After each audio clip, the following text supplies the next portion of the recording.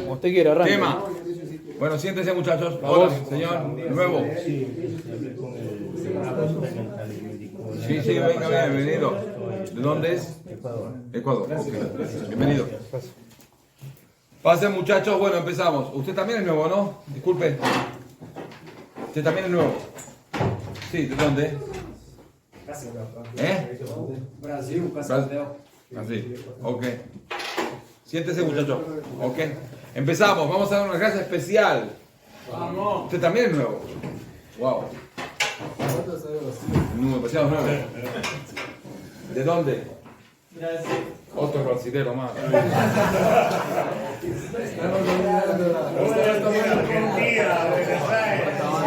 Había hasta que llegó un hincha de Boca acá, se escapó. ¿Dónde está? El hincha de Boca. Ah, sí,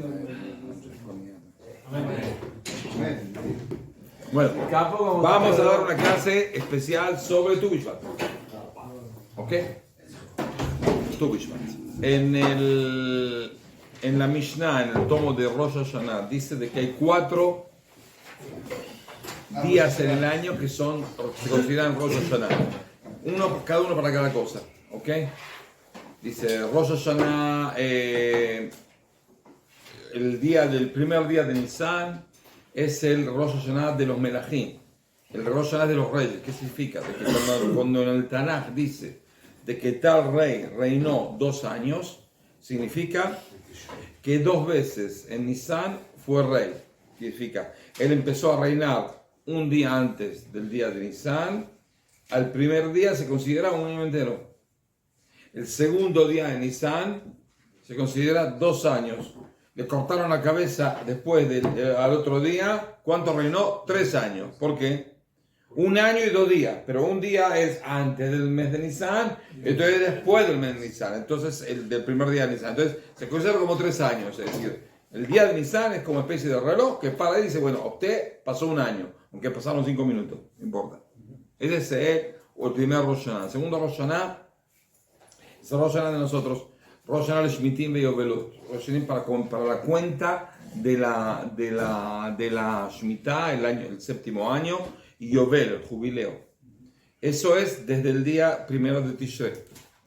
¿Okay?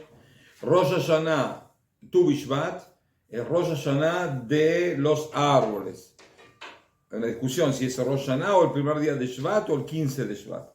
Como sea, la halajá es que es el 15 de Shvat, la halajá es como Betilel, es el 15 del segundo día de Hillel, es el 15 de Shvat. Como sé qué significa Rosh Hashanah de los árboles, desde cuándo Rosh Hashanah el árbol cumple años. No, cumple años para el asunto de determinar desde qué año fue puesto en la tierra, para determinar qué se da el otro año. Es decir,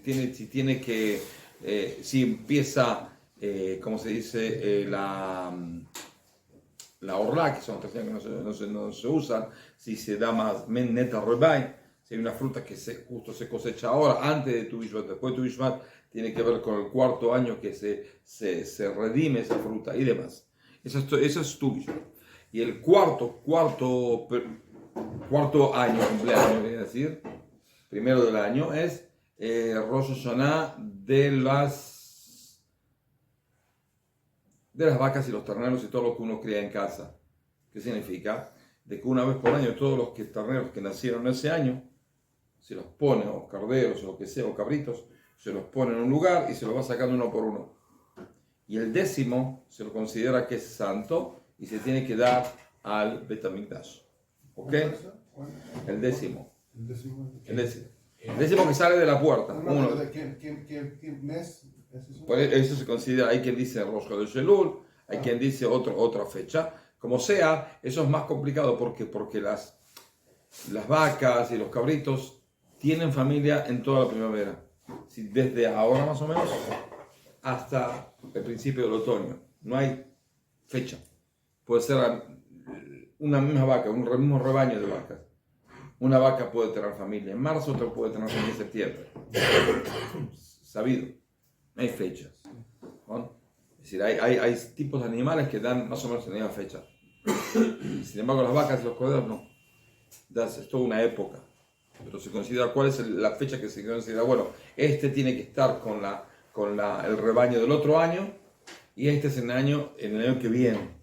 Hay una fecha que se considera que es el fin de eso. ¿Ok? ¿Pregunta por ahora? Sí. No, sí. Sí, Tres Rosh Hashanah, 3 años, Cuatro. comienza 4. 4, sí. ¿verdad? Que yo leí de Melech Wiederman un artículo que decía que el Sherish, el Pesach, era el Sidut Nefesh. Sí, pero no es Rosh Hashanah. No. Y en Purim nos chupamos y nos emborrachamos tampoco. Nada que ver. Nada que ver. Pues seguimos.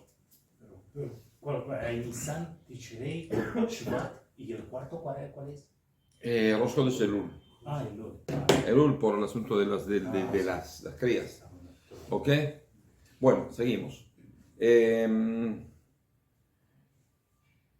asunto de Tisha B'Av, el Tu Bishvat, hay aparte de esa citación en la Mishnah, en la Torah oral, ¿hay alguna especie de citación de algo que se hace en Tu Bishvat?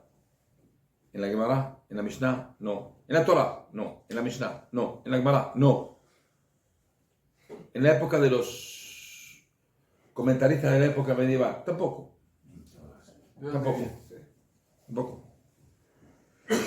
¿Dónde se empezó a hacer algo especial en ese día? El asunto de comer frutas o estas cosas, o ceremoniar ciertas cosas.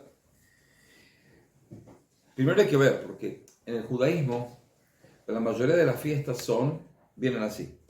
Nos quisieron matar, nos salvamos, nos sentamos a comer. ¿No? Pesach, más fiestas son buenas, nos quisieron matar, vamos a hacer comer. Purim, Hanukkah, así es. Vamos a comer. A ver, necesitamos comer. Ahora, ¿quién nos intentó matar? ¿El árbol nos intentó matar? Hace falta comer el árbol porque ¿cómo es el asunto? Por eso no está escrito en ningún lado que hay que hacer algo. Y uno puede no hacer nada, no hay problema. El asunto es que está escrito ya hace cientos de años. Y cosas que son escritas hace cientos de años y ya atestiguan de que existen, ya pasan a ser una especie de tradición de Israel. Es decir, Israel, como es un pueblo bastante viejo, tradiciones de 800 años son tradiciones.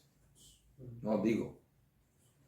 Ya está escrito hace 600 años que la costumbre de comer frutas en Tu Bishvat es una costumbre antigua. Si hace 600 años dicen antigua, esto debe ser más de 600 años, porque si no ponían ¿cómo se dice? Una costumbre antigua. ¿Okay? Entonces, ya está atestiguado. Se encontró un canto, una especie de canción, que fue escrita más o menos hace 1200 años, más o menos, por uno de los que escribían cantos en el fin de la época de los sabios de Babilonia. Él vivía en Israel y escribió un canto sobre Tu Bishvat, que sí que hace 1200 años ya no era un día común, porque en un día común uno no escribe un canto, ¿okay? Se descubrió en un lugar, manuscrito. Ahora, ¿cuándo empezó el asunto a tomar una especie de repercusión? Más o menos en la época de los cabalistas de la ciudad de Tzfat. En el año 1500 y algo se empezaron a reunir en Tzfat un grupo de cabalistas, los más grandes cabalistas de esa generación, especialmente Rabbi Moshe Cordovero, y después el Arizal, y después los alumnos de Arizal, Haim Vital y demás, convivían en Tzfat, enseñaron Kabbalah y empezó la época también de la imprenta. Entonces cada cosa que uno escribía es mucho más fácil publicar, es decir, que se esparza. Antes para esparcir hacía falta un manuscrito, copiar el manuscrito. Ahora se imprime y se manda. Entonces empezaron las primeras citaciones escritas sobre ciertas costumbres de Tu Bishvat y demás. de comer fruta y como esto y lo otro.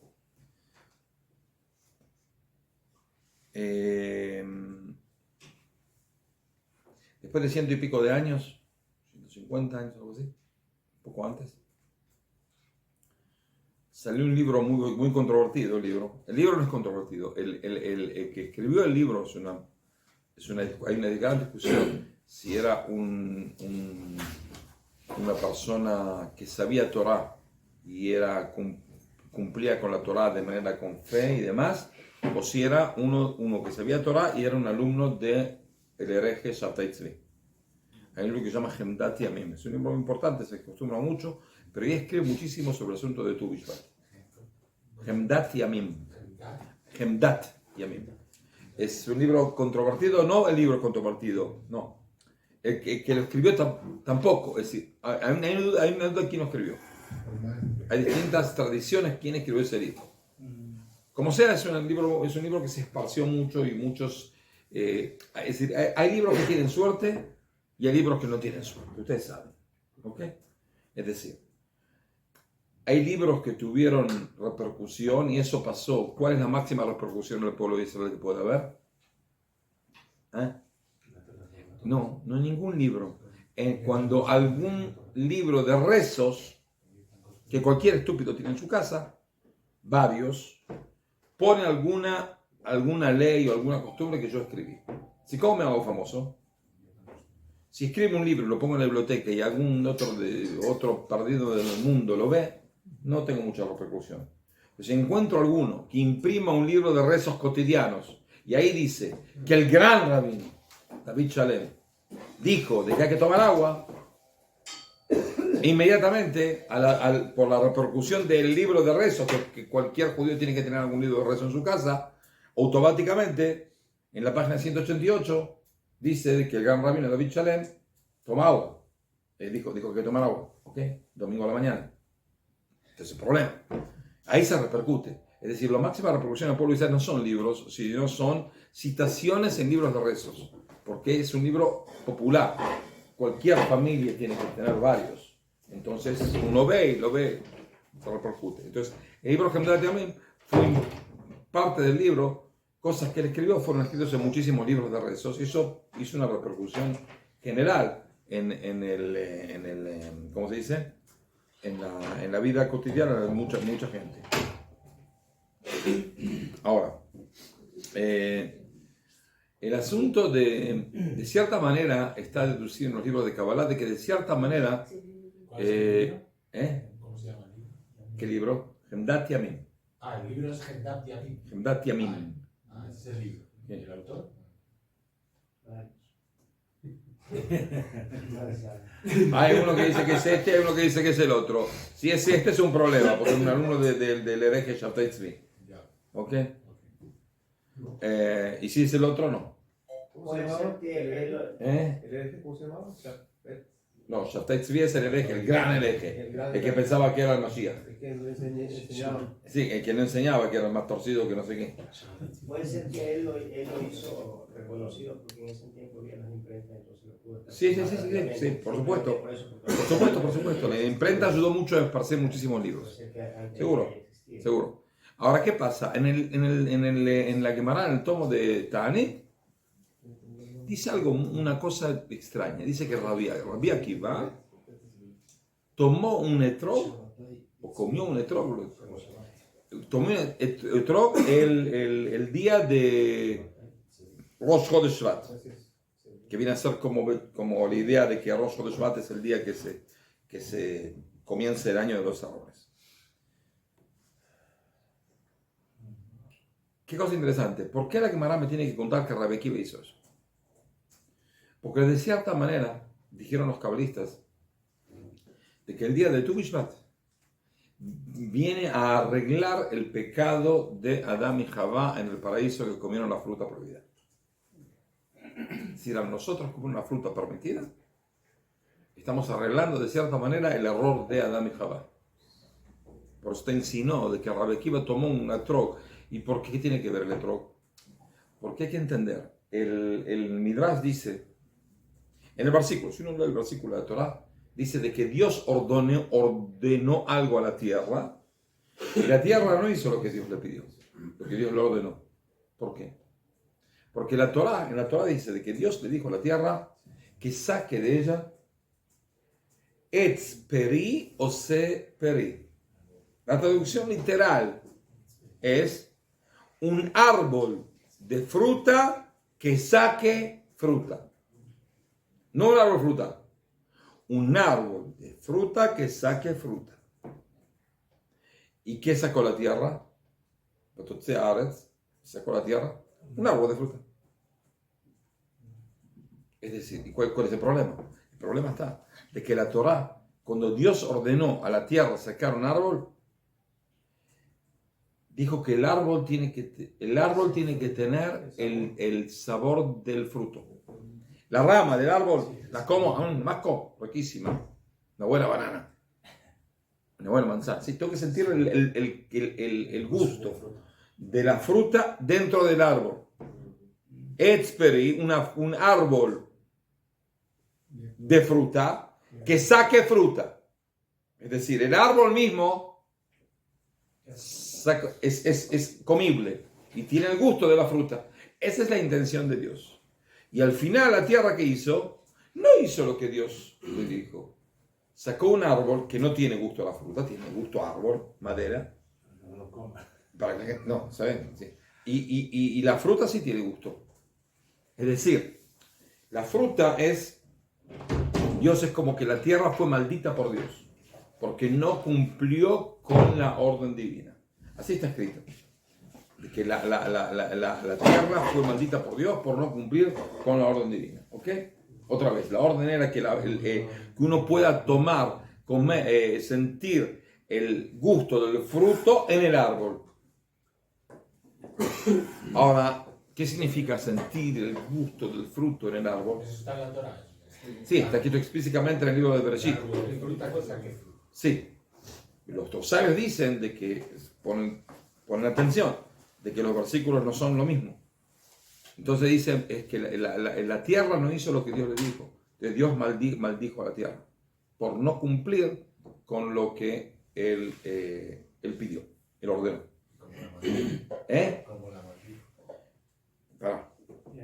Ahora, hay una sola fruta que el árbol tiene el gusto de la fruta.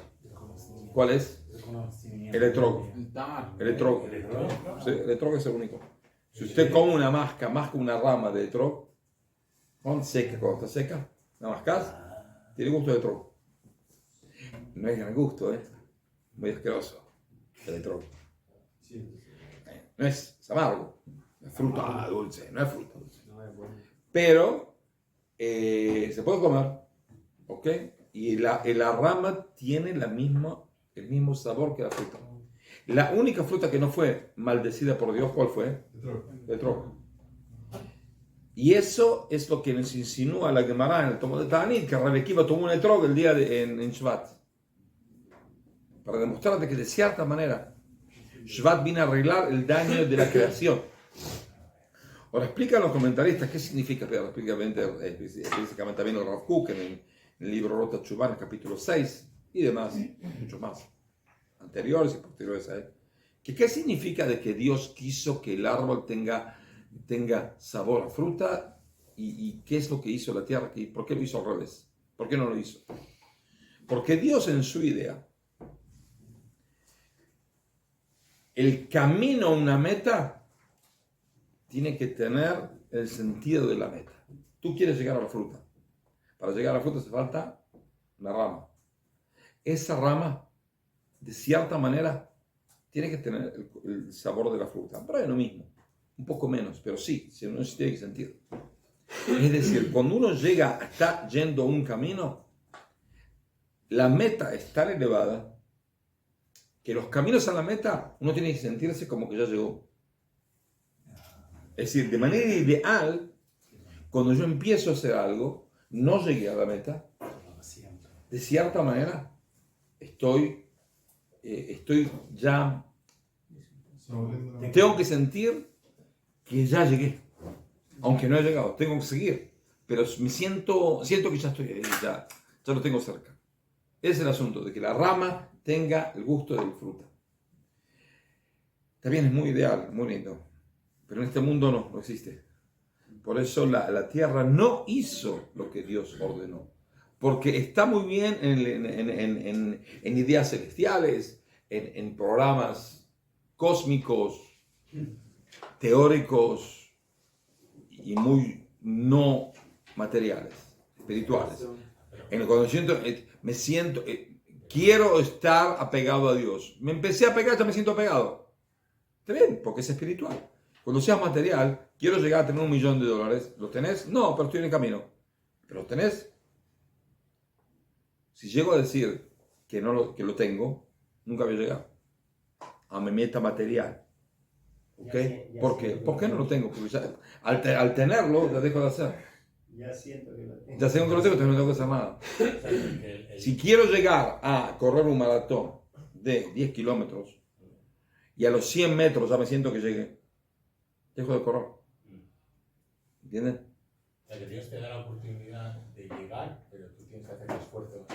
No tanto. No es eso lo que quería decir. Les quería enfocar de que en el mundo material, para conseguir algo hace falta sentir que no llegaste.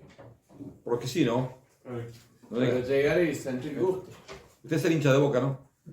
¿Eh? Sí, bueno. Usted está ausento, por solo dicho de hincha de Boca, no hace falta que venga a la clase, pero bienvenido sea. Disculpe, cuando Bereshit dice que dice Adán que la tierra será maldita por causa de Eso es otra esa vez. es otra maldición. Otra vez. Sí, no es la misma. No es la misma. Gracias. Pero eso no, pero si la tierra dice, bueno, a ver, esto No es factible.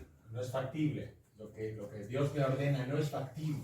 Sí. Eso, pero Dios no sabía que la tierra iba a hacer. Por supuesto que esto Dios sabía. Entonces, No es que Dios tuvo una sorpresa. ¿por qué Voy a generar esta tierra. ¿por qué la maldice? Lo hizo al revés. No. ¿Por qué la maldice?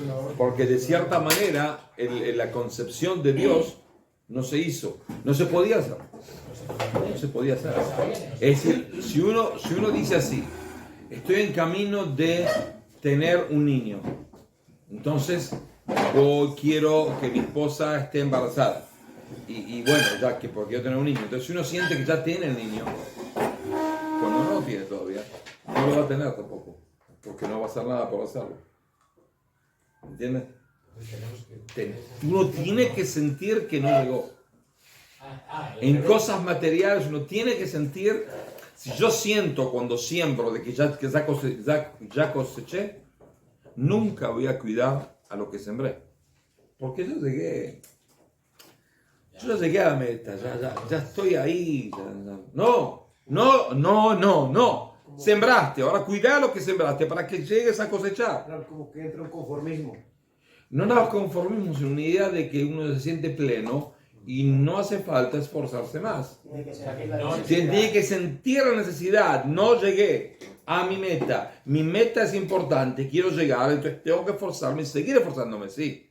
Claro, o sea, la forma de encarar cada una de las vivencias y la sensación que tenemos que tener nos sirve a lograr el resultado. Seguro, Porque, pero por eso hace falta de que haya un intermediario y haya un final. Por eso la tierra no sacó el árbol con gusto a fruta. No. ¿Ok? Ahora, ¿qué pasa? También se puede explicar justo al revés. Y también tiene razón. Recién me acordé. Vamos a imaginar que el árbol de naranja tiene gusto a naranja. Tiene cierto gusto. Para, que te da gusto a naranja. Sí, naranja, jugo de naranja, no hace jugo de rama de naranja, ¿eh? Tiene un cierto. Sí, seguro. Yo probé las cortezas de los árboles en mi casa y algunos tienen cierto gusto al fruto. A cereza, algunos tienen cierto. Sí, pero no. Yo sí le dije, si usted me invita a tomar. Amén. Justo hablamos de maratón, de correr, y vino el corredor acá. Dice, nos saca, todo corre Baruch Hashem, corre la coneja todos los días, y nos sale, nos cumple con. Es el enviado de nosotros para correr. No hace falta que él corra por todo. ¿Ok? ¿Ok? Siga usted, en lo suyo. Bueno, seguimos. Entonces, ¿qué pasa? ¿Qué dijimos? Sí, hay una especie de gusto, pero no es lo mismo. De ninguna manera. Ahora, de cierta manera se puede explicar justo al revés. De que si la rama de la fruta tiene gusto a la fruta, la gente que iba a esperar que salga la fruta se come la rama. Se come la rama. ¿Y qué pasa cuando se come todas las ramas? No hay fruta. ¿Entendés? Es más práctico que el árbol no tenga el gusto de la rama, que la rama no tenga el gusto de la fruta, digo. Como sea, de cierta manera, como dijimos, está el pecado de la creación, de con que vino la fruta, de lo que se llama el árbol de la sabiduría, y de cierta manera Tu Bishvat está tan pronunciado en los libros de Kabbalah y demás, de cierta manera se puede arreglar eso a través de comer frutas en Tu Bishvat. Ahora, ¿cuál es el asunto? Hay que entender bien cuál fue el pecado en el paraíso. ¿Okay? Ahora salgan de la explicación cristiana del pecado original y la serpiente y todas las estupideces. Por favor, sáquenselo de encima, bórrenlo y empezamos otra vez. De ninguna manera. Es decir, hay dos árboles que son especiales: el árbol de la sabiduría y el árbol de la vida. ¿El árbol de la vida se podía comer o no? ¿Ah? Aún así, Sí. No, para. El árbol de la vida, Adán y Jabá, ¿lo podían comer o no podían comer? Sí, lo podían comer, porque luego prohibió. Para Se que ve no- que usted no es cristiano. prohibió con una. Que no lo Él comieran prohibió luego. únicamente. Dios ni siquiera prohibió el árbol de la sabiduría. Todo ¿Saben? menos. No, ni siquiera.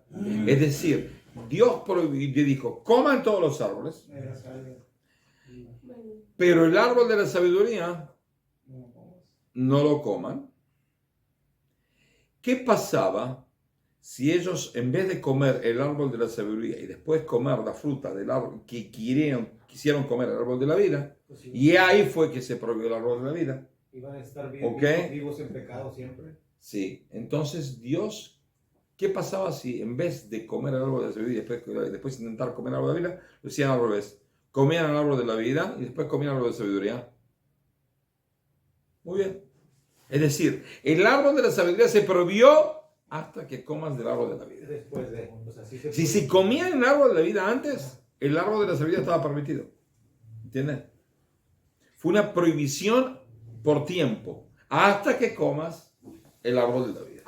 Cuando termines de comer el árbol de la vida, puedes comer el árbol de la sabiduría también, te lo permitiría. ¿De dónde ¿Ok? sabemos eso? ¿Eh? ¿De dónde sabemos eso? Primero de mí. Ah, bueno. Perdón, ¿y después? ¿Te parece que no sabe con quién está estudiando? Bueno, no importa. Acepto la ofensa. No. No viene a sufrir acá al mundo. No saben. No, está escrito en los comentarios. Seguro. Está escrito primero que el árbol de la vida nunca fue prohibido. No está escrito en ningún lado que está prohibido. Dios lo prohibió después de que comieron del árbol de la sabiduría. ¿Okay? Y no es que se acordó, wow, me olvidé de decirle, también el árbol de la vida no pueden comer. No se olvidó.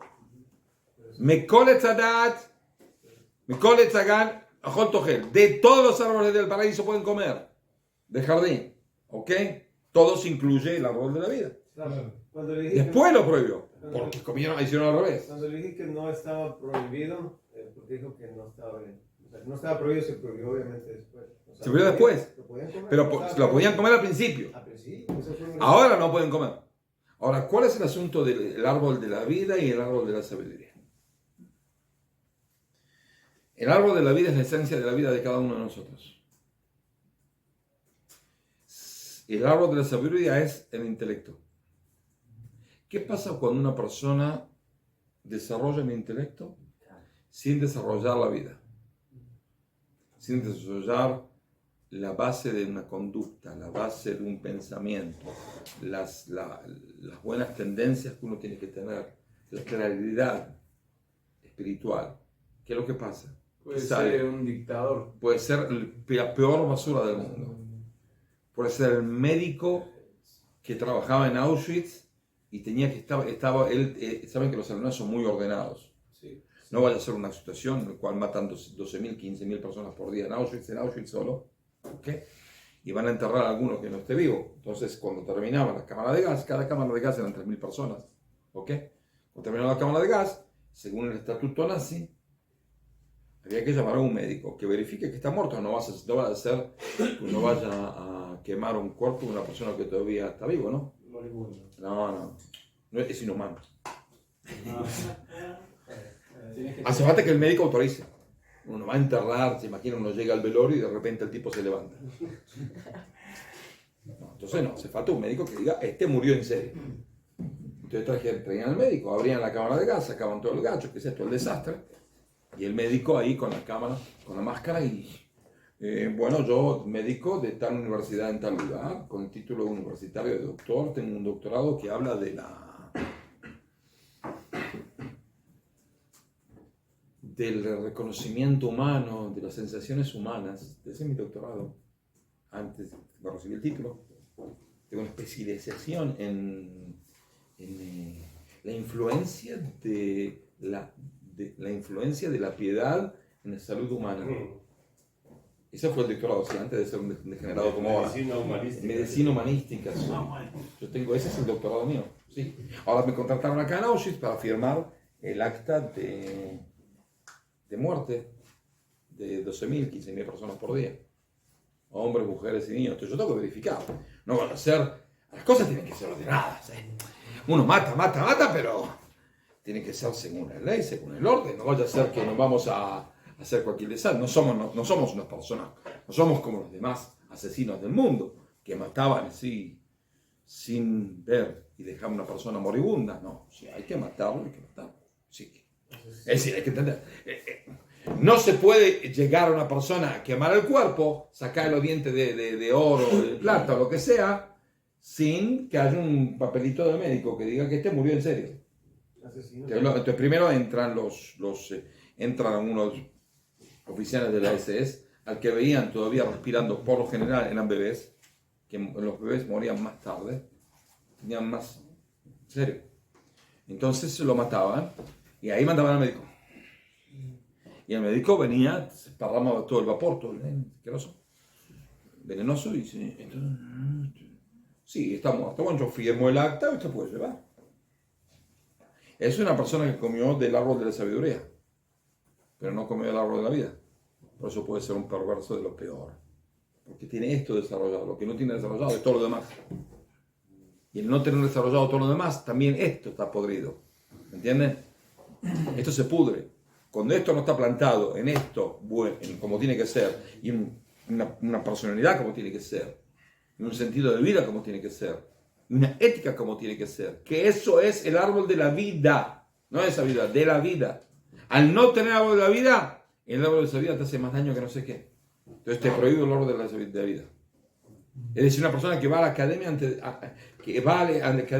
de ir a la yeshiva. No, primero vas a la yeshiva. Te formás espiritualmente. Y después andas a la academia, no hay ningún problema. Ya estás formado. La vida se formó. ¿Ok? En el libro de Mishlei, el libro de ¿cómo se dice Mishlei en español? Proverbios. Dice, Et Chaimi al Hazikiba. Capítulo 3, 2. El árbol, la Torah y la sabiduría es como Et Chaim, es el árbol de la vida. Y es la vida misma. ¿Para quién? Para que está aferrado a ese árbol. Entonces, cuando uno está aferrado al árbol de la sabiduría, al árbol de la vida, la sabiduría tiene su lugar, por supuesto. Porque Dios nos dio esta materia gris acá, y unos cuantos neurones, hay quien le funciona mejor, hay quien le funciona peor, no importa. No funciona más o menos, ¿no? Y eso es para usarlo. Sí, con la condición de que todo anteriormente esté formada la vida. ¿Ok? La vida. Nosotros no somos computadores, somos seres humanos. Claro, cuando el judío come de ese árbol, él se convierte en un árbol. El fruto del justo es árbol de vida. O sea, no se convierte en un árbol. Él recibe la influencia del árbol de la vida, que viene a ser la sabiduría y la Torah, que produce en una persona una especie de crecimiento espiritual que lo dan una opción optativa de que la sabiduría no le haga menos daño. Sepa usar la sabiduría para el bien. El que no sabe usar la sabiduría para el bien es un desastre. En serio es un desastre. El ser humano es el único ser humano que puede destruir el mundo. En serio. Si es un porquería, puede destruir el mundo. Puede destruir a la gente, puede matar a gente. ¿Me entiendes? Sí. Pero nomás para clarificarlo, el fruto es como el resultado de la vida, del desarrollo de la vida. El fruto del justo es árbol de vida. Sí. Eso me refiero, Sí, sí, es sí. un simbolismo que da la Sí, sí, sí. Torá, o sea, ¿no? Sí. Así como cuando se come Shavuot lácteos para que alimentan distintas partes. No, eso no sé. Yo no me quiero. ¿El fruto tiene algún lugar específico? Cuando No, se pero come? esto no está hablando de la parte de glucosa, fructosa, no es el tema. El tema es si uno tiene que entender de que el error de Adán y Eva, que comieron primero el árbol de la sabiduría y después intentaron comer del árbol de la vida. Y Dios le dijo, no, porque si ya estás podrido desde el principio y encima vas a vivir para siempre, no, prefiero que te mueras. Es decir, si hay un porquería en el mundo, por lo menos sabemos de que estamos contentos de que, yo qué sé, unos años más ya no va a estar. ¿Por qué? Porque ninguno va a estar. ¿Ok? Se va muriendo la gente. No, vamos a hacer. Hay que sufrir. Yo lo que me refería... Como le dije a uno, tiene una esposa, un desastre. Una cosa que no puede creer. Le dije, mira, tenés suerte que sos judío, entonces te puedes divorciar. Y pero no tengo fuerza para divorciarte. No hay problema. Dentro de 70 años va a morir ella y vos también. Entonces, o te divorcias ahora, o después de que se muera, va a estar libre. O vos también vas a tener como 100 y pico de años. O es un problema. Entonces, y seguís. Vos elegiste no divorciarte. No es que yo incito a la persona a divorciarse, no, de ninguna manera. Pero no, hay matrimonios que no hay como arreglarlos, en serio, no hay ninguna manera. ¿Y qué tiene ese que no? ¿Eh? ¿Qué tiene ese que no se puede salvar? ¿Qué tiene qué? El hombre mentiroso. Ese que no se puede salvar. En la situación que está es únicamente divorciarse. Es lo mejor que pueden hacer para convivir juntos después. Si quieren convivir juntos, tienen que hacer todo un proceso que ella no está dispuesta de ninguna manera a hacerlo. ¿Ok? Y se siente bien haciéndolo sufrir, a él y a los hijos. Entonces, no, es una sadista. Entonces, que se quede sola. Tengo una pregunta. Después va a pensar. En soledad, en la noche, no tiene nada que hacer, no tiene a quién pinchar, a quién hacer sufrir. Entonces, bueno, va a hacer algo. Pero dije, no pasa nada. 70, yo pienso que, yo qué sé. Le pregunté, ¿cuántos años vivió tu papá? ¿Y tu mamá? ¿Sí? Y bueno, 30, 40 años se termina el asunto. O ella se muere, vos te morís, no hay problema. Al final el sufrimiento se termina. Si querés un poco adelantarlo, divorciate. Pero si no, ningún problema. Sí. ¿Cuál es el sentido, cuál es el pensamiento, la lógica, o cómo puedo llamarlo? Porque el creador pone este árbol cuando el hombre no está desarrollado, desvoltado para comer de él. Si no está el hombre, no está desvoltado, no tiene Porque Dios intelecto. terminó la creación. Sí, pero no tiene... La creación tiene que estar con todo lo que tiene que estar. Con el árbol de sabiduría y el árbol de la vida. Y si él comía el árbol de la vida, antes de la sabiduría estaba perfecto. Y estamos en el paraíso hasta ahora y no había mejor medida. Y no tienen que soportarme a mí. Una buena idea, ¿eh? Sí. ¿En serio? Buenísima. ¿No? El asunto es si en el paraíso se juega al fútbol también. Es un problema. No sé. Sí. Que dijo que cuando uno, lo que explicó del árbol anteriormente, que cuando uno no puede imaginar que ya llegó a la meta material porque deja de De esforzarse de hacer. pero espiritualmente, no sé, pues yo quiero casarme, me imagino que será diferente. Sí, es Bueno, totalmente diferente. En el espíritu, cuando una persona dice estoy en camino a, ya se siente bien ahora. Es decir, se siente que está. Yo quiero vivir una vida pegada a Dios. Empezaste así, bueno, ¿cómo te sentís bien? No se siente mal, se siente bien. Siente de que estás llegando. El camino ya, la meta ilumina el camino. En la material, la meta por lo general no ilumina el camino. Arruina el camino. Es decir, uno puede llegar a decir, bueno, no voy a llegar más. ¿Ok? Ese es el asunto, de que uno tiene que esforzarse más. Entonces, el asunto de comer, de arreglar el ¿cómo se dice? El pecado de comer la fruta que no tenía que haber sido comida en ese momento. No es que no tenía que hacer comida, en ese momento no tenía que hacer comida. Entonces, ese es el asunto que dicen los cabalistas sobre el asunto de Tu B'Av. que es una especie de comer fruta que puede llegar a elevarse. Y por eso es el etrog. El etrog, según hay una discusión en la Gemara, ¿cuál fue el fruto de la sabiduría? Pero por eso- Hay quien dice que es el trigo, hay quien dice acá, y hay quien dice que es el etrog. Justo el etrog fue la fruta de la sabiduría. ¿Ok? Sí. Lo que yo quería preguntar. Aparte, que sepan, de botánica nada más que sepan, todas las frutas, los cítricos que hay en el mundo, hay decenas de tipos, salen de cuatro cítricos primordiales ancestrales de hace miles de años. 4. Y de esos 4 salieron todos los demás, que son mezclas. Y uno de los 4 es el etrog. El etrog es uno de los 4 muy anteriores, que de ellos salieron todas las demás. La mandarina, el pomelo, y pamela y demás. ¿Ok? Sí. Lo que yo le quería preguntar, por ejemplo, así como lo que yo tengo entendido, que la carne alimenta más la parte del nefesh, y cuando se come los lácteos, más la parte No sé. ¿no? No, nunca lo escuché eso. Puede ser verdad, pero nunca lo escuché. Claro, yo lo que Sí. quería preguntar es si había alguna parte específica del No, alma no. que es la que el No. fruto le da No sé. energía. No sé, no conozco. Como sea, entonces ese es el asunto de cierta manera de Tumspat, que uno tiene que sentir de cierta manera que tiene la oportunidad de poder arreglar de cierta manera los daños que hizo al salir en el paraíso. ¿Ok? Saber entender que están las cosas primordiales, que son cómo formar nuestra vida, y está la sabiduría. La sabiduría es muy importante, no es lo esencial. No es lo esencial. El capítulo dice en el profeta que no se alabe o se engrande el rico por su riqueza, o el valiente por su valentía, o el sabio por su sabiduría, sino porque sí hay que alabarse. Uno dice, bueno, yo llegué a un nivel que conocerme a mí, que yo hago, que yo doy sabiduría y hago justicia en este mundo. Que eso es lo que quiero.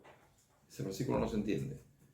El millonario, está bien, viene la plata, hoy está la plata, mañana no está la plata. En la valentía, hoy tiene valentía, mañana es un miedoso. Pero la sabiduría, ¿por qué dice que uno no tiene que alabarse por la sabiduría? Si al final Dios dice, yo doy sabiduría, quiere decir que la sabiduría es importante. No, la sabiduría es importante cuando la conclusión es que hace juicio y piedad en este mundo. Que eso es lo que quiero. Es decir, la sabiduría no tiene como finalidad la sabiduría. La sabiduría tiene finalidad cuando trae en este mundo justicia y cosas buenas. Cuando la sabiduría como sabiduría abstracta de IQ no sirve absolutamente para nada. ¿Ok? Es decir, sirve que es preferible saber que ser un ignorante. Tener capacidad que no tener capacidad, por supuesto. Pero de acá a decir de que el judaísmo dice, bueno, ¿sabes qué? Muy importante que sea inteligente. No, de ninguna manera es importante que sea inteligente. En serio. Lo importante es hacer un mundo más justo y un mundo de ética y un mundo donde el mal no esté o esté menos presente de lo que pueda. Y si uno sabe usar la sabiduría para eso, muy bien. Pero si sabe usar la sabiduría para hablar de cosas abstractas que no influyen al mundo en absolutamente nada, entonces no sirve para nada. Usted y una computadora es exactamente lo mismo. La computadora no cambia el mundo.